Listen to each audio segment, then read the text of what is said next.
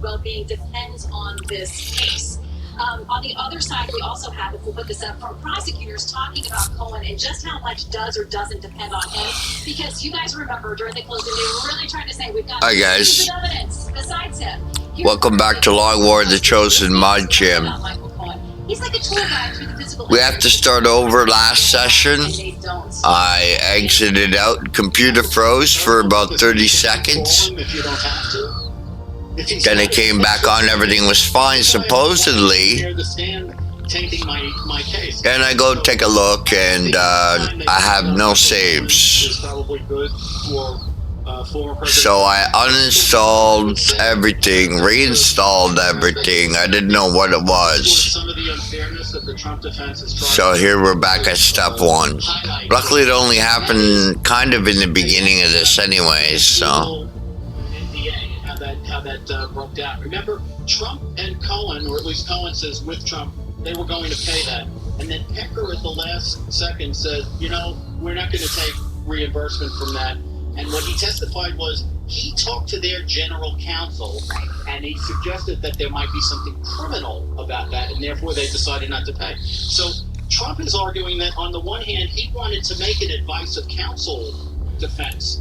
And the judge said, no, I'm not going to let that happen. And yet, on this very important aspect of the so-called scheme, the conspiracy to influence the election, they injected what we infer is the opinion of a lawyer that what they were up to was criminal, which seems to me to be unfair. So again, the jury has asked, they put out a note, they want to hear some of the testimony from David Pecker and from Michael Cohen regarding a payout or possible buyout of Karen McDougal's story of her alleged affair with President Trump. And also, they want to hear about the Trump Tower meeting. Our colleague, Jonathan Turley, says this about that note. He says, notably, Joshua Steinbach, the prosecutor, emphasized with the jury that David Pecker met Donald Trump at Trump Tower in January 2017. Let's try this. One of the most notable elements of the closing was that randomized base stats for soldiers, not created equal, bounce around a point pool. She's not part of this case. I mean, it's coming as relevant information, but there are no charges with She modded while wounded. or any payout to her. These make it a little bit easier for you. Couple veterans on the beginning. Evidence which usually is excluded, so this case had both propensity evidence, the fact that he may have engaged in wrongdoing in the past should not be evidence of your current wrongdoing. It's also proximity evidence, because you're around somebody who pleaded guilty, because you're around somebody who signed a non-prosecution agreement, therefore you must also be guilty. Most judges don't let you do propensity or proximity, and this judge let them do both. If Bragg were here, I think what he would say is it's absolutely in the indictment. And what he would say is that what we've charged him with is falsification of business records with intent to defraud, and under the statute, the intent has to include the commission or concealment of another crime. He says the other crime is this conspiracy to influence the election. Now, any sensible person looking at the four corners of the indictment would not see the word conspiracy in there, but that's what Bragg would say. He'd say it's absolutely in there, and unfortunately, Merchant agrees that it's in there, even though no one can see it. Yeah, because technically there is no charge for conspiracy, but I get what you're saying, that's been kind of woven through their argument the whole time. All right, we're going to check in with Nate Foy. He's also monitoring what's going on in the courthouse. He's here with us in Lower Manhattan. Nate? Hey, Shannon, so yeah, the jury has 3 questions about David Pecker's testimony and 1 on Michael Cohen's testimony from that Trump Tower meeting, where prosecutors alleged that this conspiracy began where David Pecker, the former CEO of American Media, promised to be the eyes and ears of the Trump campaign and to promote positive stories about former President Donald Trump and to suppress negative stories about him, and also to publish negative stories about his opponents, including former Secretary of State Hillary Clinton at the time. This is key because this is one of the few moments where Trump is accused of directly being involved. And of note, Shannon, as part of the jury instructions, despite the fact that it was allowed to be brought up by the prosecution several times during their closing arguments and throughout the trial, Judge Bergeron did say that Michael Cohen's 2018 guilty plea of a FICA violation and David Pecker's non-prosecution agreement are only, they were only able to be brought up to provide context for the jury, but that they can't actually imply Trump's level of guilt. So this Trump Tower meeting, of course, is the one conversation where these three people were in the same room. Prosecutors allege birthing this conspiracy to unlawfully influence the 2016 election. We're waiting for more details to come out, but that's the latest that we have right now, Shannon. Okay, Nick White, thank you very much. So our panel is standing by here. Trey Gabby and Amy are here with us too. We've got another note from Maria inside. She said that Rashawn has briefly stepped out.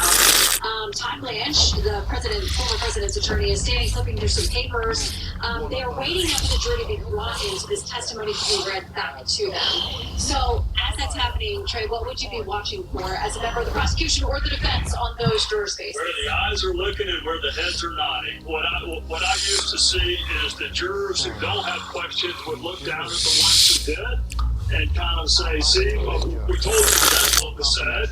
Or I'd be paying attention who's sitting with who. The same jurors sitting with the same folks they've been sitting with for the last several weeks. But it is uncanny, Andy. You may have had a different experience. You can sometimes tell who has the questions based on where the eyeballs go when the testimony is being played back. Yeah, I have similar experience with Trey. The other thing I would just note, if you want to know what it's like to be a lawyer in the room right now, when a jury has a note like this asking for testimony, you're frantic because you're going through the transcript and trying to make sure you accounted for everything that might be helpful to your side that is relevant and answers the question. So yes, you're very anxious to see the jury and you want to serve them quickly. If the jury has a question, you want to answer it like fast. But you also want to make sure you haven't missed anything that they should be right back. You know, this judge did something strange. Most judges don't do it. He essentially invited them to ask questions. He didn't send the jury instruction back. I don't recall them sending the exhibits back. Maybe you have a different experience. So they put those on the laptop. Right. Here they said. And they're going to train two people within the jury to be able to share the exhibit. Access it. Good luck. It would take a little more than 15 minutes to train the two of us to be able to do it. But he essentially invited the jury. Look, if you have a question, I'm right here. When you ask the jury, most judges don't do that. They want you to work it out yourselves. You don't keep coming back in the courtroom asking me to replay stuff. He took a different approach. Well, and he did, as we talked about before the summations yesterday, he admonished both teams of attorneys, kept saying, I am the one who is to instruct this court on the law, to instruct the jurors on the law. You don't do that. So what about that, Andy? The fact that he's now saying, you're going to have to come back to me for all these questions. If you have, I didn't give you the written jury instructions, but I'm the only one who can tell you how to apply the law in this case. So you're going to have to come to me for that interpretation or that prism. With all due respect, that's boneheaded as anything I've heard of, because Trump has a right to make a defense, right? So if his defense is that there's a lack of proof beyond a reasonable doubt about an essential element of the offense, and he needs to walk them through what essential elements mean and what reasonable doubt means and how the legal instructions match up to the evidence in the case, and the judge interferes with that and says, leave the law to me, no, leave representing President Trump to me. You sit there. We went along with all your rulings all this way. You get to instruct the jury at the end. But this is my time now. If I'm not violating the law, let me explain to the jury why they should acquit this guy. So knowing that they have left these three possibilities, maybe others, for the underlying crime, do you think at some point the jurors may come back with a question to say, like, okay, if we want to find an FEC violation, what would that be? Because I didn't see anywhere that he enumerated the elements for that. There was some explanation, what's a campaign expenditure, those kinds of things, but not the same way in the way I've prepared jury instructions in the past with elements 1, 2, 3. You got to get to those. One of the questions I keep asking Andy, but he keeps sending me a bill, is does it have to be the reason for the expenditure or a reason for the expenditure? If I'm a member of the jury, I don't have any idea. I mean, politics is about plussing up positive stories and suppressing negative stories. I mean, I don't want to ruin it for political scientists out there, but that's what politicians do. So is that really like a federal election law violation to try to suppress a story that would be damaging for your campaign? You need to build more prisons if that's actually a federal election law. People not telling the truth on campaigns and suppressing nasty stories. Okay, guys, don't go far. Let's bring in Andrew Cherkasky, criminal defense attorney and former federal prosecutor. All right, Andrew, what did you make of this that we got to today before we heard an enumeration of what that potential underlying charge is that turns this whole thing in to a series of felonies that escapes the statute of limitations? Well, I don't think it's any surprise. We've seen this train coming for a long time. The defense has been begging for clarity about what this escalating offense really looks like. And now we see that the judge all along was going to let the prosecutors essentially have this three different prong approach to that escalating offense. So it's offensive as a criminal defense attorney. I think that the idea of representing a client necessitates that you have adequate notice of exactly what you're defending your client against. I think it's a major issue in this case. We'll never be certain to go up on appeal if there's any sort of conviction, but this is what I think they all saw coming when the judge was so hesitant and reluctant to require the prosecution to provide that additional clarity. So let's talk about that. If there is a conviction, we have no idea if that's where this case is going to lead, but if so, we're going to have an appeal. Is this judgment stayed on appeal? Is that up to the appellate judge at the next level? I'm not really sure here in New York, but if there's a conviction, it's going to take a while before you would get through the appeals process. Months, maybe years here in New York. It would take at least many months to get through an appellate process. Typically on first-time offense, especially where there's not a violent crime, it takes 3 or 4 months to do kind of a pre-sentencing assessment period. There is the opportunity to appeal to the appellate court to stay the sentencing until after the appeal is complete. So I don't see there being a sentencing ahead of the November election under the most likely circumstances here, although the appellate court could punt on that, require sentencing to be done, and that the sentencing be done right ahead of the November election session. Okay, so there's been talk of the lack of knowledge of that underlying crime being something you mentioned there could be appealable, potentially a reversible error. Under our system, obviously, a defendant has to know what they're trying to defend themselves against. Are there other things you've seen in the case, whether jury instructions or rulings, other decisions the judge has made, that you would think would be top of mind for the Trump team if there is a conviction and they launch an appeal? I think you go from the beginning all the way to the end. So at the beginning, you have the judge who's on the case and the bias that he, of course, has had throughout this case, and obviously the defense has made a big deal with that. You talk about Stormy Daniels and the way that Stormy Daniels was brought into the case, but it's not just Stormy Daniels with regard to this kind of idea of other wrongs, crimes, or acts. The idea of showing other bad conduct of Donald Trump in order to prove his criminality here has been pervasive throughout this case, and so that's a real issue. Obviously, the testimony of Stormy Daniels and some of the prosecution's deep dive into the sexuality allegations that occurred between her and Donald Trump, after specifically having instructions from the judge not to go into that information. And of course, we have legal-based issues. Are these, in fact, crimes that are legitimate in the first place in consideration of the statute of limitations and the charging scheme that the government brought here? So there's a cornucopia of appellate issues here. I know the Trump team wants nothing to do with this case having to move forward to appeals, but if it goes forward, there's certainly many issues that can be brought. What about the issue of the FEC commissioner, former commissioner Brad Smith, and the fight to get his testimony included to give the jury more of an explanation of what a federal election issue would be? Because this court, they're pointing out to state election law. This is not a court that can be the arbiter of federal law. Certainly not at that point that the defense wanted to call Brad Smith for. I think that that's a in this case. You look at the prosecution to bring so many peripheral witnesses to the trial and essentially argue that it has some connection to the case one way or the other. The defense has a very limited case. They try to bring the expert in to talk about federal election campaign, and the judge says no. He's not allowing somebody essentially to come into the courtroom to tell them the law, although you can have legal experts. I've seen many over the years in different types of trials. So he didn't allow that, but then we see in the jury instructions today that the judge is essentially giving this very broad stroke approach to how to consider a federal election campaign violation. So broad, in fact, that I think it's very difficult to even say that the judge's instruction is consistent with what the FEC would see with this. And so you really have to look at what the charges require here, and that's a specific intent to engage in criminal conduct. And without allowing the defense to call an expert in federal campaign violation law, how can the jury fairly and accurately view all of the evidence in consideration of the right to present expert witnesses? A real issue here.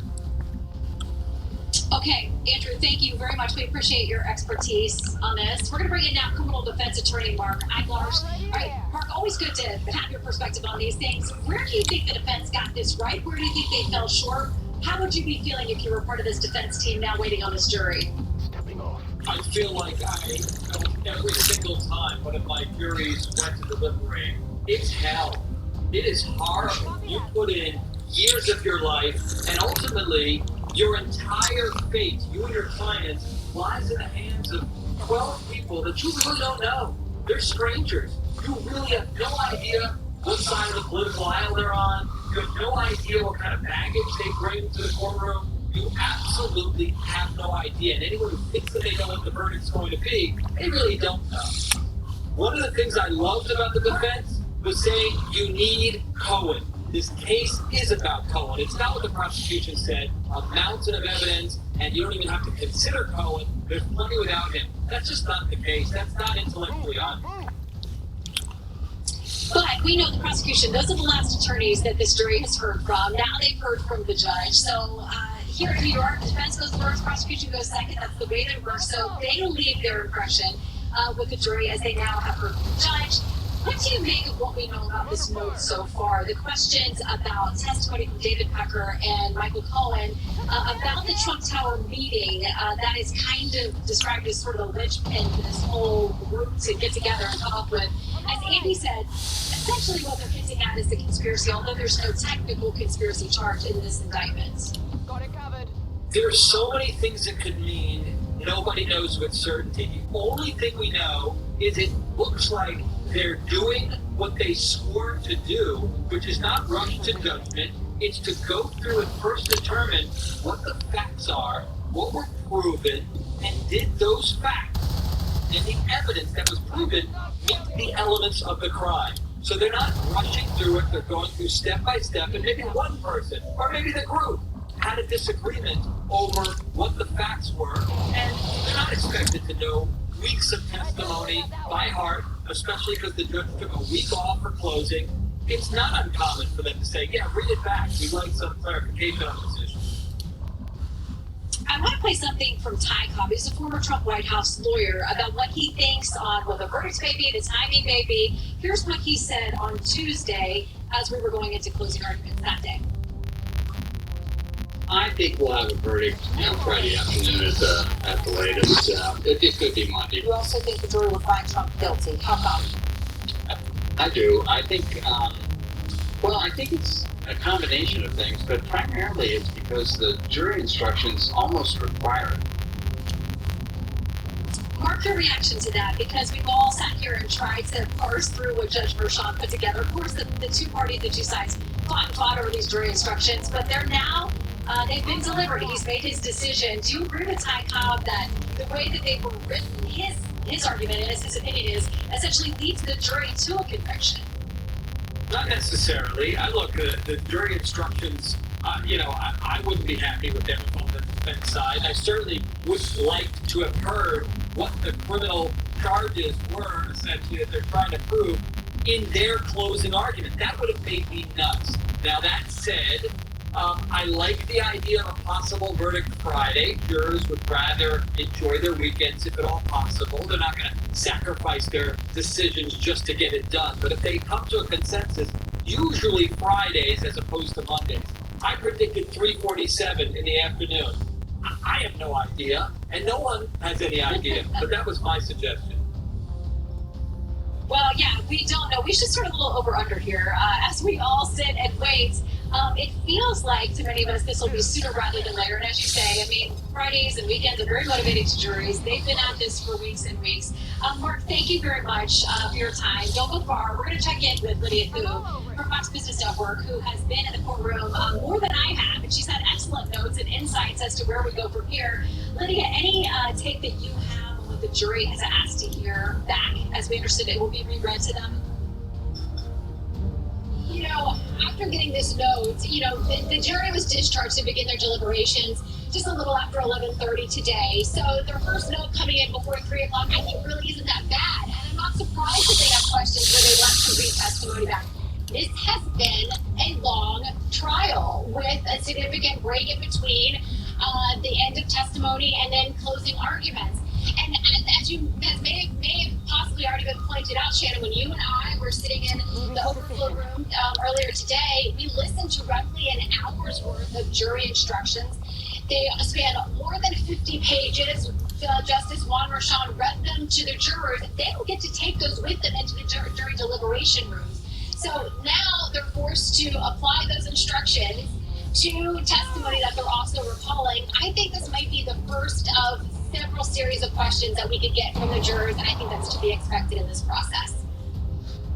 Yeah, I think you're right, because they were such involved instructions. It was a long readout this morning, and because when you and I started covering this trial weeks ago, it's hard to remember exactly, even for us, what David Pecker said on the stand. But clearly, if they're starting from the beginning and working their way back through, there's something significant to them about the Karen McDougal story. What do you make of that? Because this is about payments to Stormy Daniels, not Karen McDougal, but her story has featured prominently, even though she was not called to the stand.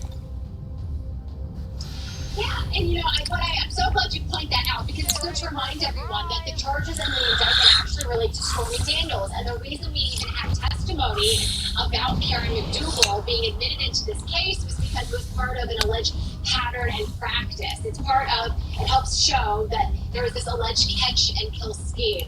So it's interesting that the jurors are, you know, have this desire to hear more about that. You know, they want to know about David Pecker's phone call with Donald Trump, in which they discussed whether Donald Trump should move forward with trying to buy Karen McDougal's story rights. They want to know more about why was it that Donald Trump actually did not pay for the life rights to Karen McDougal's story, that it was just American Media, David Pecker's company, from the National Enquirer. They were left paying with the $150,000. And then finally, they want more information about those two meetings at Trump Tower, one from Pecker talking about the meeting and another one from Cullen talking about the meeting.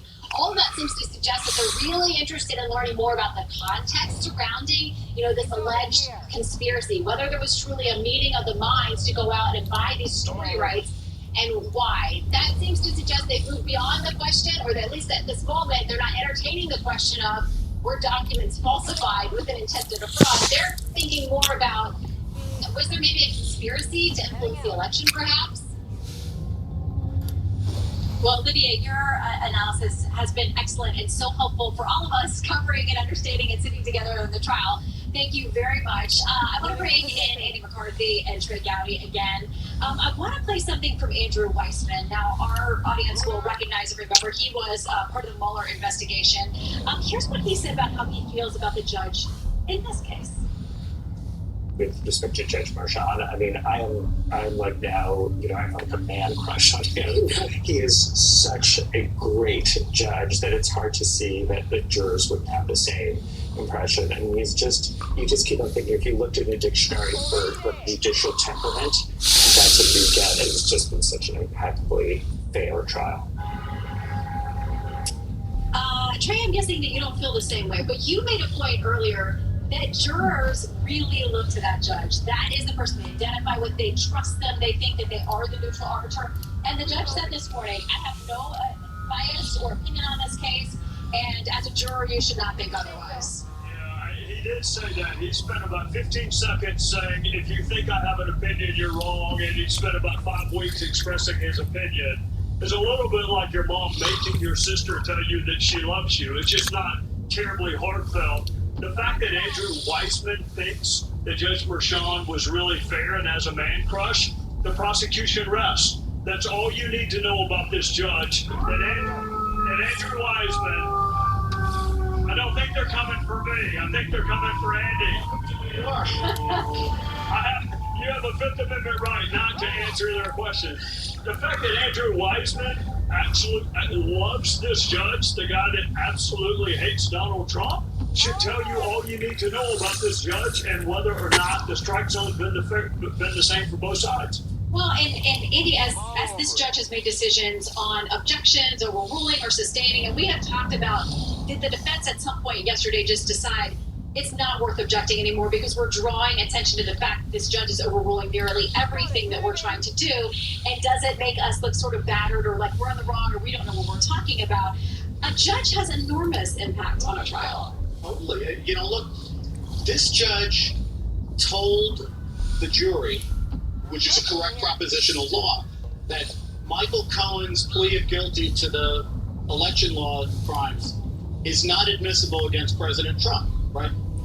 He says it in a bland way out of the side of his mouth, and then he says, now, prosecutors, you may, for another 20 Right at the end of the maze, eh, boys? Nowhere to hide. And yesterday, when they yet again, I don't know if it was 10 times, 20 times, they reminded the jury that this guy had pled guilty, which again is not admissible evidence against Trump. As to the guilt of President Trump. Correct.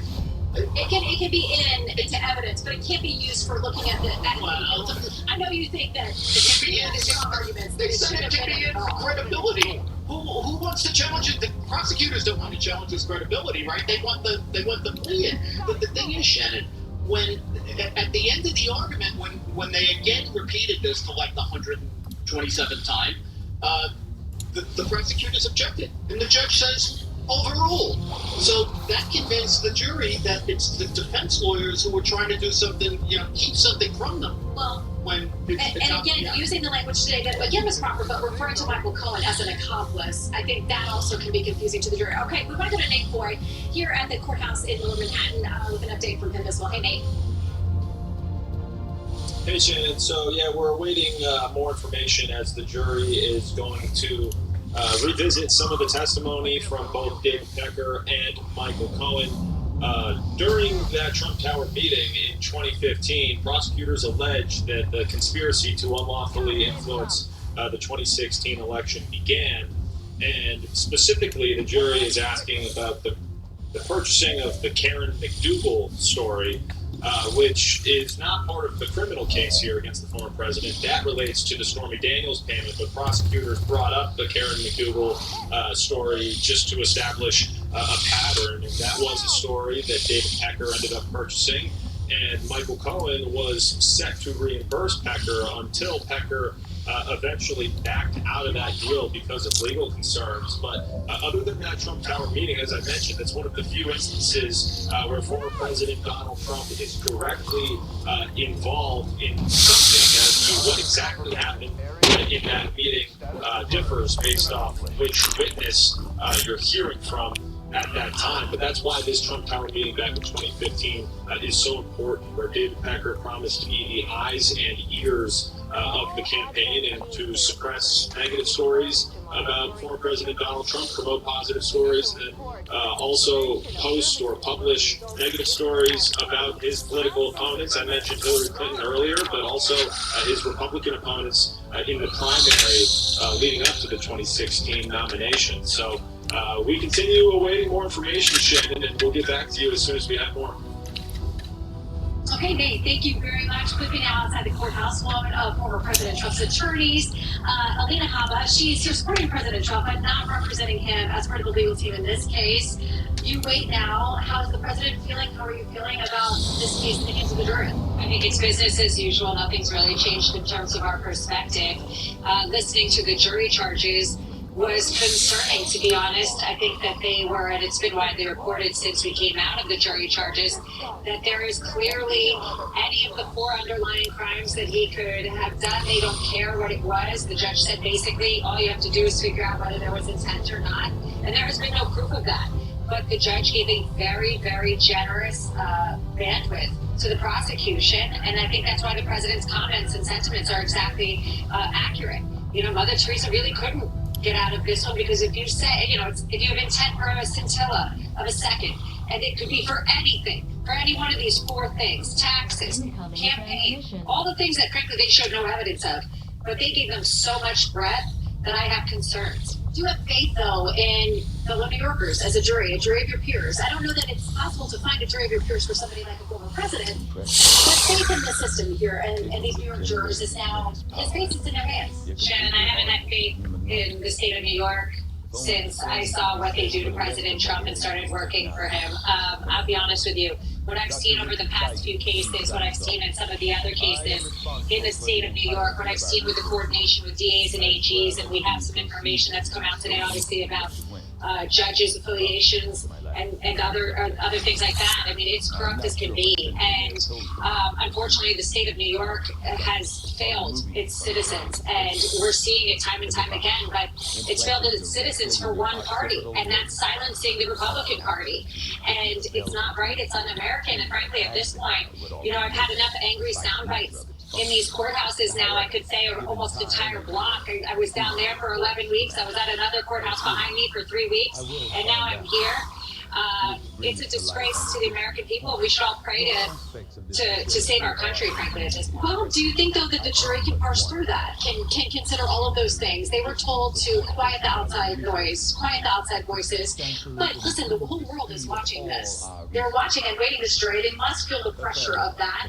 And we know there are at least two attorneys on the panel as well. Do you trust that they're going to work through this in a responsible manner, though? I don't think it matters what your profession is. I think that it's a good thing they're asking questions. It's a good thing they're trying to look at testimony, credibility. I think that's very important here. I think credibility is the one thing that they absolutely have shown that they have none of, from the top to the bottom, frankly. And if the jury considers that and discredits any testimony that was frankly false, then, and it all was, in my opinion, then we're going to be fine and we should get an acquittal. But we're in the state of New York. Like I said, the jury charges, I thought, were been unfair, very unfair, frankly.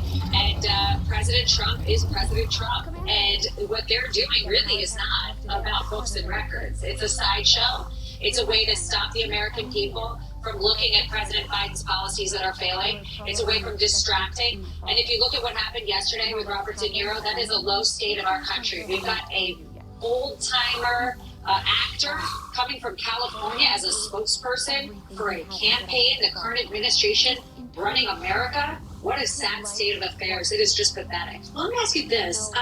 It seems like, and President Trump he predicted this before the first indictment even happened here with Al Wright more than a year ago. He said it would be good for him. He thought it has been in the polls. It has been in fundraising. So is there a net positive to him from this whole thing? Well, if you want to look at it from a political standpoint, I think that, yeah, that's different.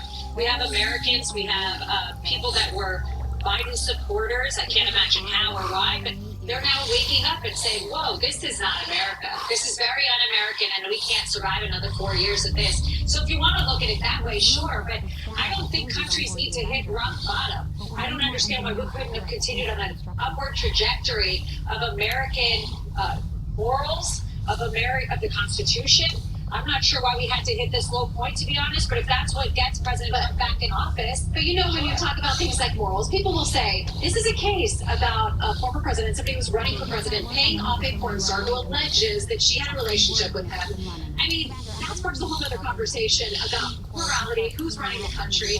Obviously, voters in 2016, it was not a problem, where they factored in what they knew about the Access Hollywood tape and other things, and they were comfortable sending President Trump to the White House. They've had 4 years to think about the way he performs, now 4 years of President Biden. But some of them will always now have this vision with President Trump that these kinds of dramas and things will be just part of his package, part of what comes with him as president. It's called extortion. Extortion is something that happens with people when they are powerful, when they are strong voiced, and when people listen to them. It is a natural consequence of being a very effective human being in this unfortunate culture. Promotions. That is what America has become. And Joe Biden, unfortunately, can't really do anything in office, so he's got to use the same means as somebody who's just trying to have a quick slip and fall and make money. And that is frankly what we're seeing right now. This is exactly a Biden show because he's got to distract the American people. Listen, but the Biden administration's not responsible for this trial. How can you say the Biden administration's not responsible? It's a state trial. It's Alvin Bragg. Whether you think there's a political motive for him, it's not connected to the DOJ. I mean, Shannon, the feds passed on these election charges. Shannon, you should look at how many logs they have of state officials, Letitia James, Fannie Willis, visiting the White House, and then tell me that this is not a Biden trial. I know feds pass on this case. The feds passed on this case. Also, DA Cy Vance passed on this case, and years ago, and then it came back. And Bragg passed on this case. You know when it came back? When he decided to run for office. So tell me how that's not an indication that Joe Biden, who just sent his campaign down here with Robert De Niro yesterday, isn't a part of this. Frankly, any question that we had of that was squashed yesterday. And if you have even more concerns about whether he's involved in this, look at the fact that he is publicizing, literally publicizing, for tonight to have a speech if a verdict comes out. That's a sad state of affairs. Meanwhile, our country is falling apart. He's got bigger fish to fry. Do you not think, though, that any president would want to weigh in on something that's this historic? A former president, his predecessor, whatever the verdict or decision may be. I wish that Biden had that same sentiment about the border, fentanyl, and our children being mutilated. I would prefer that he would focus on the real things instead of trying to attack his political opponent, who he just cannot beat. Well, we'll see what the jury does and how quickly they do it. Alina, thanks for stopping by. Good to see you. Okay, let's bring in Lee Zeldin, former New York Republican congressman. Lee, I'll ask you this question. You were a gubernatorial candidate who, by the way, overperformed here in New York. According to what a lot of people thought the state of New York would go. We've also got Myron York. He's chief political correspondent for the Washington Examiner and also a Fox News contributor. So welcome to you both. Lee, I'll start with you. What do you make of New Yorkers? They make up this jury. They're Manhattanites. They have known about President Trump for a long time if they've lived here, unless they've been living under a rock. Lee, how do you think a New York jury reacts to what we've heard so far in the courtroom? Inside of Manhattan, it's impossible to find a fair jury of your peers. This has been one of many critiques with the design of this entire case, whether it is the prosecutor who campaigned on a pledge to take down President Trump, not knowing what the charge, what the crime was going to be that he would pursue. With a judge here in Juan Merchan, who not only is presiding over this case, but also presided over one of the Trump Organization cases, over the Weisselberg case, over the Bannon case. There are many different dynamics here for New Yorkers that work against President Trump and being able to obtain and I think that you can't look at the Manhattan County jury as a county that is reflective of the rest of America or the middle of America. Okay, Myron, I want to put up some poll numbers as we look at how this may, be impacting or playing out potentially politically, as well as we touched on with Alina. This is from the New York Times Philadelphia Inquirer Siena College. Trump is leading in 5 key swing states. We've got Arizona, Georgia, Michigan, Nevada, Pennsylvania, Wisconsin. Trump leading in all of those except for Wisconsin. Do you think that this drama that surrounds these legal cases is already baked into voters? It appears to be. Last year, we were all wondering what would happen with if Trump were indicted. What would that do to his chances in the Republican primary contest? Will it turbocharge? He won easily. So the question here is, what's going on with this trial and voters? And what are we in week 7 now of this trial? It has been covered wall to wall in the media, and it has not made a bit of difference in his polls nationally or in those swing states that you mentioned, which are really going to decide the election. So really what we have is one more question, which is, if he is convicted, are there some people who otherwise might vote for Trump who say, no, I won't vote for him because he was convicted? And will those people make a difference? That's the question we just can't answer right now. But so far, it has made 0 difference. So, Lee, I read this from Politico. It says the Biden campaign makes a guerrilla-style pivot on the Trump trial. It says many close to Biden have expressed private frustration that the media is obsessed with Trump. That's nothing new. Making it difficult at times to garner attention for the incumbent. But the people familiar with the decision disputed that the stop was born out of desperation, even as Biden has narrowly but consistently trailed Trump in the polls, meeting Robert De Niro showing up here yesterday. And you heard what Alina said. They're able to characterize this as, hey, that looks like the Biden administration is in some way involved in this case, though it's a state proceeding here.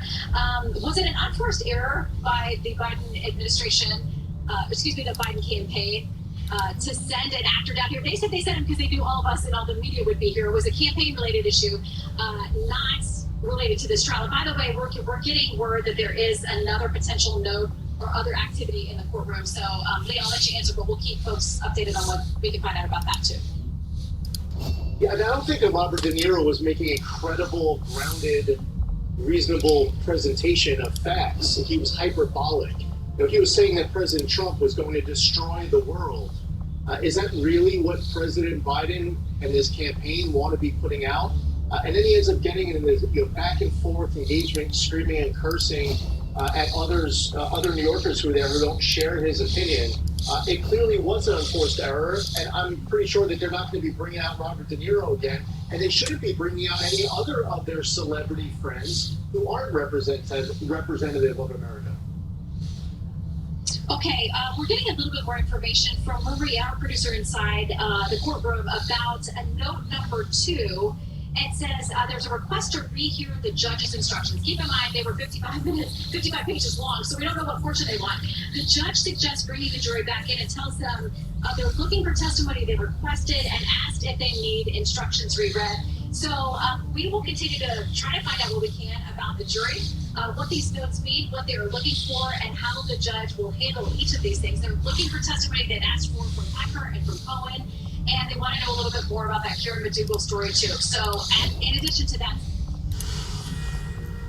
All right, Kevin, thank you for that. We're halfway down, folks. We're getting so many notes in so little time, but they're all happening at the same time. You've heard about this new note making its way from the jury that they're requesting the judge's instructions again. If I remember, those instructions lasted the better part of 90 minutes when it went through them. So I don't know whether that's going to be sort of replaying here. But they're also requesting some key testimony from Michael Cohen and David Pecker. So there's a lot going on here. Welcome, everybody. Happy to have you. I'm Neil Cavuto. So what a lot of people thought would be an uneventful news day, the jury just started, has turned into sort of a double whammy with these note requests and everything else. They have to go right back into the courtroom to hear and get that all settled. How long it takes, again, anyone's guess. Let's go to Nate Boy. I'm sure he has a far better idea than I do. Hey, Nate.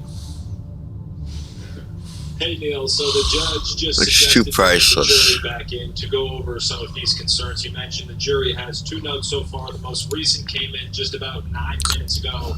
The other just over an hour ago. So the most recent note, the jury wants some clarification about the jury instructions. Why is everybody low fucking IQ? Has to do with testimony from David Pecker. Well, this hers is high. Specifically relating to the 2015 Trump Tower meeting where prosecutors allege the conspiracy to unlawfully influence the 2016 election was born. And earlier, before deliberations, we learned through jury instruction that the jury has 3 separate options in regards to the underlying crime, which is unlawfully influencing the 2016 election. But to meet the legal threshold of unlawful in that law, here are the 3 options for the jurors. They have to find that Trump falsified business records, to conceal or commit a federal election campaign act, the falsification of other business records, or violation of tax laws. But what's really important, Neil, is that the jury doesn't need to agree on which one of these Trump is guilty of.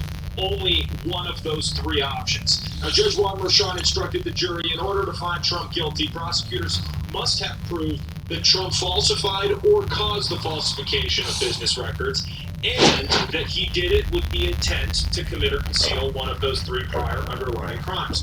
If the jury finds Trump violated federal election law, that would mean that he agreed to pay Stormy Daniels through Michael Cohen because of his 2016 presidential campaign. But a key instruction from Judge Merchan to the jury reads, quote, if payment would have been made in absence of candidacy, it should not be treated as contribution. Now remember, Neil, Cohen testified that Trump worried very much about his wife Melania's reaction to the Daniels story resurfacing. She testified that he requested that newspapers not be delivered to their private residence. So if the jury finds that Trump made a payment to protect Melania, it would not be a FICA violation. Here's Trump earlier today. One of the jurists that could not meet these charges. These charges are rigged. The whole thing is rigged.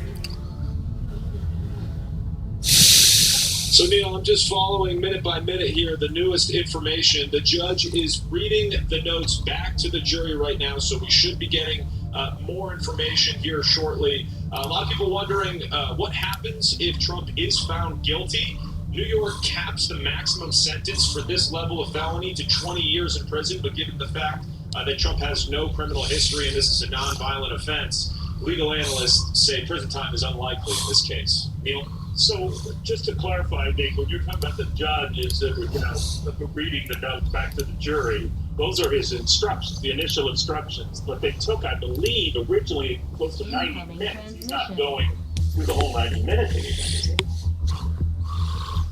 No, he's not going through the entire jury instruction, Neil. He's reading the notes back to them, and one of those notes has to do with a clarification on a specific point of his jury instruction. So he's doing that, and then also reading the note back in regards to the testimony from David Pecker and Michael Cohen, specifically regarding the 2015 Trump Tower meeting. I believe he's just doing that to make sure that they're all on the same page so that then they can answer those questions and go over the testimony that the jury needs a bit of a reminder on. All right, thank you, my friend, very much. It's boy of the New York State Supreme Court. A lot going on back in the court here.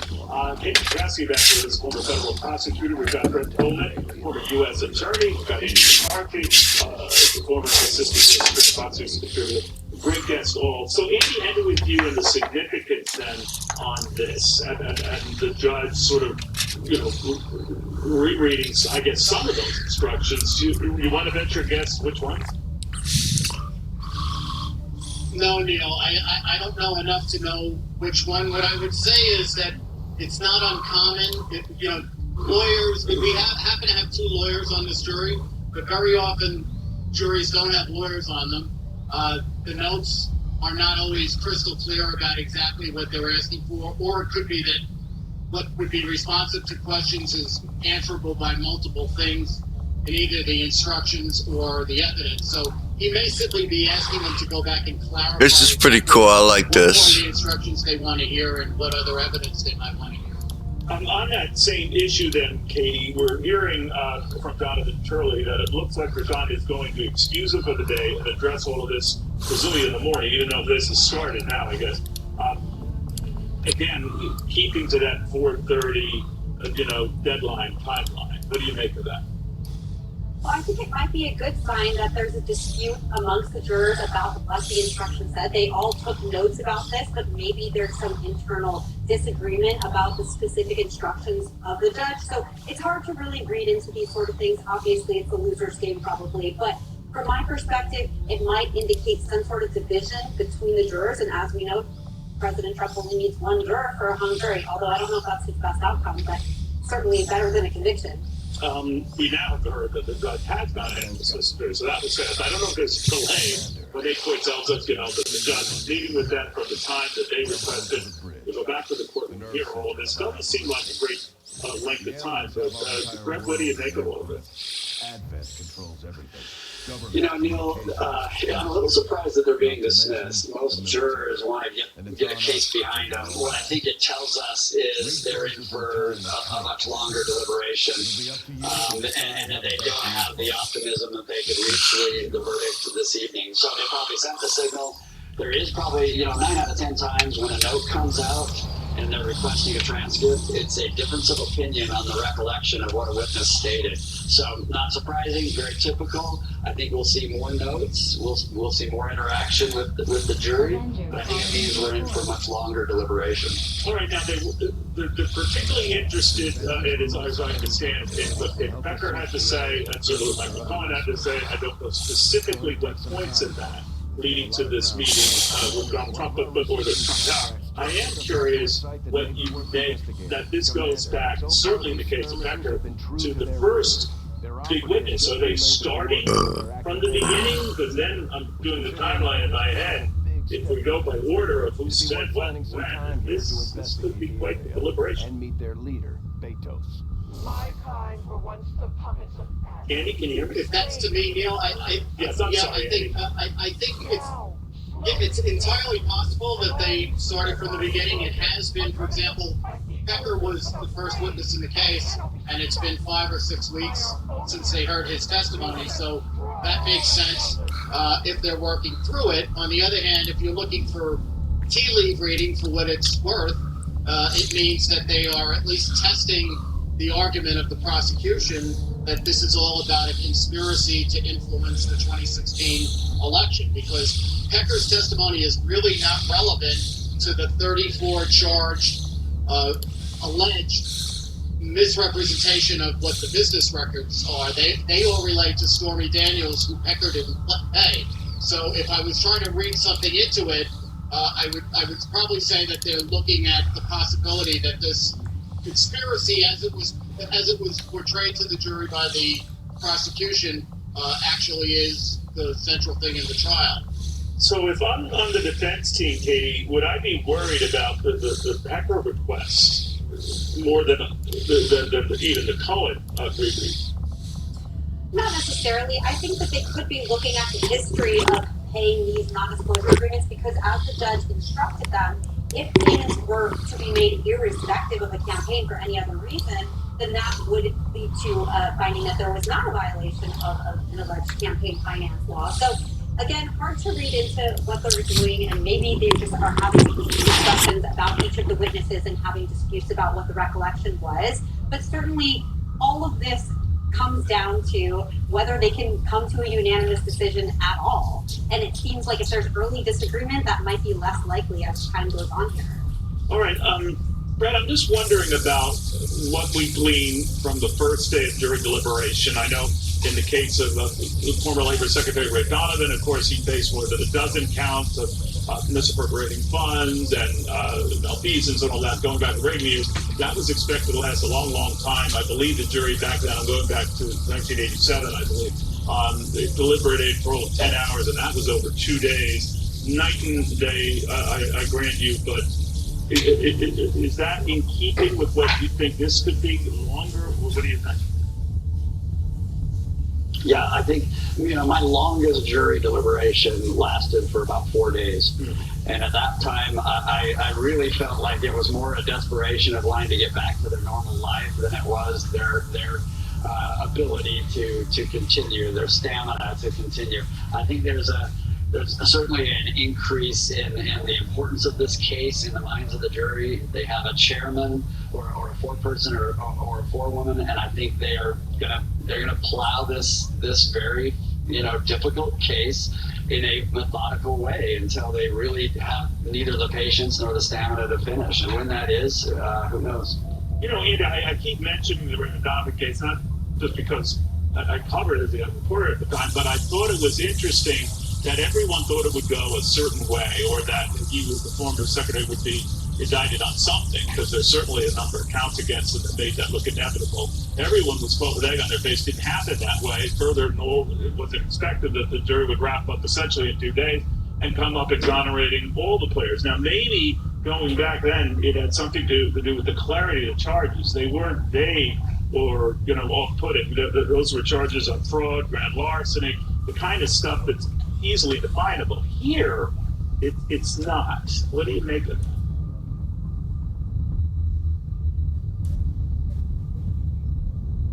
Andy, can you hear me?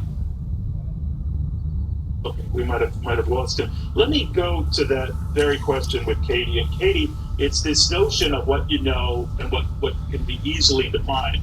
I'm wondering if the judge might have complicated things for this jury by being so vague, or by allowing different issues to come up, not as black and white as it was in the Labor Secretary Ray Donovan. And by the way, he was the former Labor Secretary years after the fact in that case. But what do you make of that? Well, I would say typically any sort of confusion should inure to the benefit of the defense, because if there's confusion, there might be a reasonable doubt about whether something was or was not established. That being said, I think that the jury could come to a very clear analysis of this case if they just go down the elements of each of these offenses and ask whether the evidence supported the finding of guilt on the minimal element, which is the falsification of the records themselves. Was it false to call these payments legal expenses? If the answer is no, which there hasn't been any evidence presented that was in fact false, then that's a not guilty on all those charges. So maybe they'll get there. There's always some jurors that want to go excruciatingly slow in some cases through everything, even though they may ultimately come around. So that could very well be the case as well here. All right, so there might be a Henry Fonda or 12 Ingrid in that group there. But let me get your thoughts on that, Brett. When you see or you hear a jury come back and requesting certain testimony, certain clarifications, a judge's instructions over again, people jump and try to read into that so much, myself included. But you guys are the experts, so I'll first go to you on this. Do you read any significance into the material they're looking for today? I think they're just getting started. I think you nailed it when you said that they're starting from the beginning. There's probably some discussion and some disagreement on what was said by the witnesses they've asked about. And then it is very standard for jurors to ask for the law, to be able to look at it, refer to it. I've seen judges hand them all of the law that was read to them so that they could reference it. I've seen them give them full transcripts. Not surprising, they can come out either way. What you have is a jury, I think, at this point, that is, as you indicated, they're dealing with a messy case. This is not discrete. It's not fine. It's not been proven. It is the exact case that a directed verdict was intended for, where you don't have the defendant on notice of what the underlying crime is, and then you can't instruct the jury on which crime they are to assess unanimously. And instead, you have this messy case that's been presented, and then it's been made worse by the law that's been instructed. So this is an impossible situation for these juries. I feel for them. It's a fatal flaw what the judge has allowed and what he's done in this case, and I expect that it'll be reversed fairly quickly. Jokingly, not too jokingly, mentioned the Henry Fonda case, 12 Angry Men, the movie and the book and all. But one of the things that stood out then is there was that one juror who just wasn't convinced. Different case, different type of, I grant you. Is that the kind of thing that happens when you follow these things? Say, one or two jurors who aren't going along with the others, or are parting company from the others, or just scratching their heads and saying, no, I need to know a little bit more. I need to go back and study this a little more. And if that is the case, doesn't that, portend the possibility of lengthy deliberation? Well, sure, and I think obviously everyone has their own personality and their own style when it comes to going through these things, but if it comes to a point where they're just at an impasse, where they're just hopelessly deadlocked, then they're going to have to indicate that to the judge. But before they indicate that, of course, there will be efforts to explain everything, see if they can come to some sort of consensus. And if there is a mistrial, though, I would wonder if Alvin Robb is going to retry this case, because I think that could be done relatively quickly. All right, guys, thank you very much. We are, the jury has been dismissed at this. They'll obviously go through the instructions tomorrow morning in that same courtroom, and they'll also get to the bottom of some of these other requests they've had of David Pecker, Michael Cohen's key testimony. We don't know specifically what they are looking for. We just know that they are looking at someone, certainly in the case of Pecker, who was the first key witness. So if they're working backwards in the beginning, you could again play out this theme that someone repeated, and maybe this could be a lengthy deliberative process. And I guess that happened. Remember what I told you about the Ray Donovan case back in the 80s? They thought that would drag on, and he would almost certainly go to jail and spend the rest of his life in jail. It turned out to be the case. Very quick. And he was exonerated on everything. A little more things. This program is brought to you by Verzenio. This is the Tempur-Pedic Breeze mattress, and it's designed to help you feel cool. So no more sweating all night, no kicking off the covers, or blasted air conditioning, because only the Tempur-Pedic Breeze is made with our one-of-a-kind cooling technology that pulls heat away from your body, so the mattress feels up to 10 degrees cooler all night long. During the Tempur-Pedic Memorial Day sale, save up to $500 on select adjustable mattress sets. Experience deep, undisturbed rest. Learn more at Tempur-Pedic.com. My plane has a mechanical problem. I'll try to get there as soon as I can. Breakfast was delicious, as always. Having a chauffeur-car plane side helps keep me on schedule. To win this war, we need to take every chance you get to fight back. I never had it. To be ready to engage the enemy during unpredictable situations. My destination. Requires special planning and preparation. Do we have a deal? Missed trip to meetings today. Patrick, don't miss out on the most important moments of your life. Call for a complimentary flight. You're going to want to get the door because Jenny Craig is back and better than before. The new Jenny Craig now has free nationwide delivery. And Jenny Craig food is so good. Enjoy delicious food every day while losing weight. Lose up to 24 pounds in just 8 weeks. Losing weight with the new Jenny Craig has never been easier. I've lost 50 pounds. I love being a part of the new Jenny. Take advantage of our special limited time offer. Get $65 off every shipment. Order now. Certainty. If these surcharges, those what you expect. Turn shipping to your advantage Keep it simple with clear upfront pricing. with USPS Ground Advantage. Oh no. Running low? With Chewy, always keep their bowl full. Save 35% on your first auto ship order. Get the food they love, delivered again and again.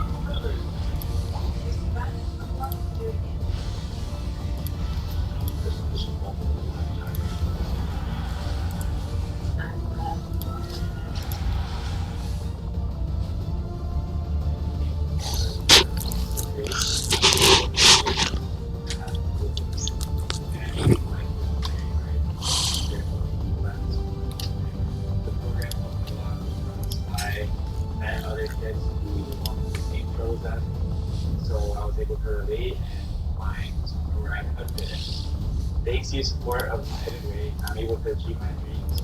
Doctor.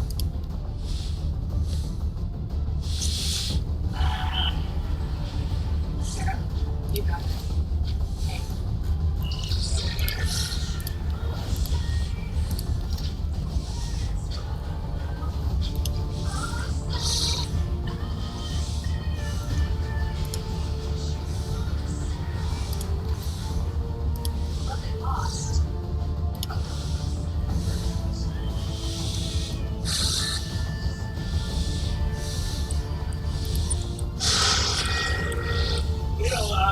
I like you probably learn something new every day with this pile, but the one that just annoys me the most is even though Donald Trump at the home in Manhattan, relatively nearby, he has to, just hang out at the courthouse all day as long as the jury is deliberating. I don't know why that is the case. Maybe the entourage and security is just easier. But it is a little novel, but again, I'm no legal expert. I just find it that will be the case as this jury continues to deliberate. Some people say it could wrap up early, it could go on for days, could go into next week. And then we have the political impact of all of this. Of course, some will argue thanks to all the attention, notoriety, and such of the pile-on that some believe Donald Trump is getting here in this, that his phone numbers held up, and he's actually doing better than at the start of the trial. Leading Joe Biden all the key battleground states. Julie Manchester is following all this, the national politics reporter. Julie, it is amazing that he has to stick around the courthouse, as does everyone else, to be fair.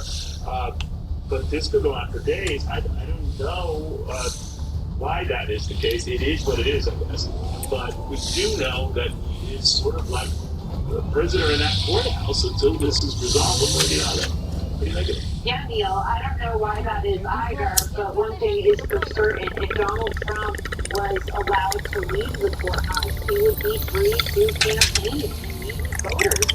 He's been able to do that. I mean, he had that one rally in the Bronx, he went to New Jersey, he's done some fundraising trips here and there, but for the most part, he has very much used this trial to campaign. I mean, there's that one hallway outside of the courtroom where he's spoken to television cameras and reporters, and that's been his way of effectively communicating with his base. It's interesting to see how he's come with an entourage for certain days. You saw Byron Donalds, Doug Burgum, Vivek Ramaswamy, lots of lawmakers that support Trump.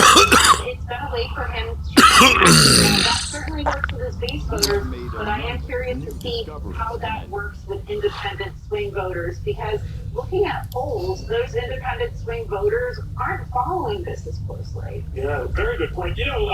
it attracts a number of entourages. I found it interesting that the Biden folks wanted to put Robert De Niro out there. So De Niro spoke his mind. Today, Donald Trump spoke his mind about De Niro speaking his mind. Anyway, I want you to react to this.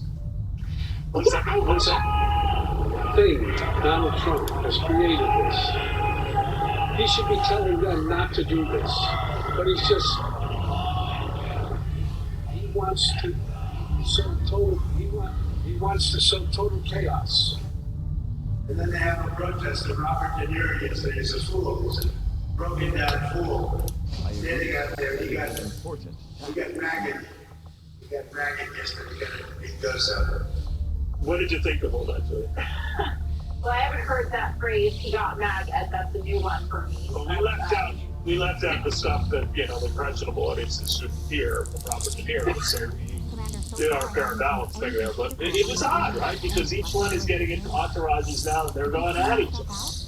Well, it's one presidential candidate on the Republican ticket, Donald Trump, and then you have the Biden campaign enlisting Robert De Niro as a surrogate. Now, this wasn't necessarily on our bingo cards. We know that Robert De Niro has been in the ad, released. We'll save this. Campaign. And we'll see you guys next one, all right? Peace. Interesting to see that because the Biden campaign, the administration, has been very careful not to touch this trial. They rightfully so are focused on those kitchen table issues, the economy, healthcare, except prescription drug prices, etc. But they're